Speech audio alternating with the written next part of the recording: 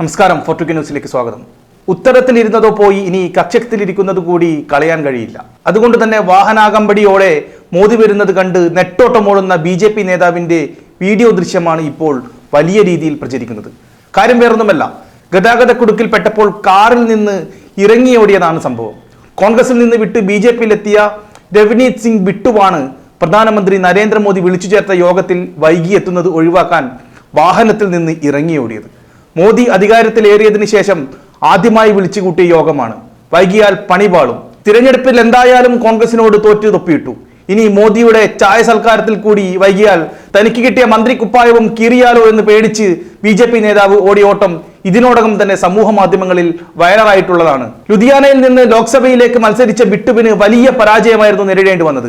കോൺഗ്രസിന്റെ അമരീന്ദർ സിംഗ് രാജ വാറിങ്ങിന് വൻ ഭൂരിപക്ഷത്തിലാണ് മണ്ഡലത്തിൽ വിജയിച്ചു കയറിയത്. എന്നാൽ മൂന്നാം മോദി സർക്കാരിലെ മന്ത്രിമാരുടെ പട്ടികയിൽ ബിട്ടുവുമുണ്ട്.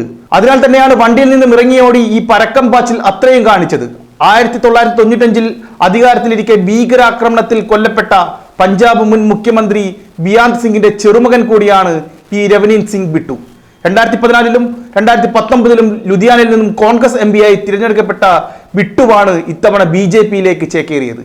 രാഹുൽ ഗാന്ധി ഏർപ്പെടുത്തിയ സംഘടനാ തെരഞ്ഞെടുപ്പിലൂടെ ആദ്യമായി ജനാധിപത്യ രീതിയിൽ പഞ്ചാബിൽ യൂത്ത് കോൺഗ്രസ് അധ്യക്ഷനായി തിരഞ്ഞെടുക്കപ്പെട്ടതും ഇതേ ബിട്ടുവായിരുന്നു. അദ്ദേഹമാണ് ഇപ്പോൾ മോദിയുടെ ചായ സൽക്കാരത്തിൽ വൈകുമെന്ന് പേടിച്ച് ഈ ഓട്ടമത്രയും ഓടുന്നത്.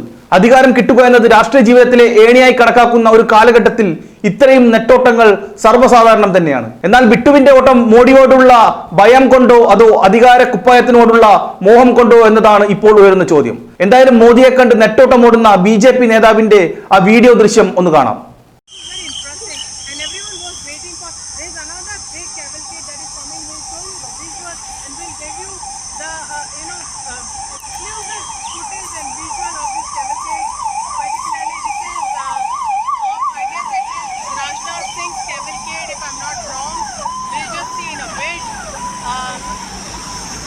Rajnath Singh reaching Prime Minister's residence.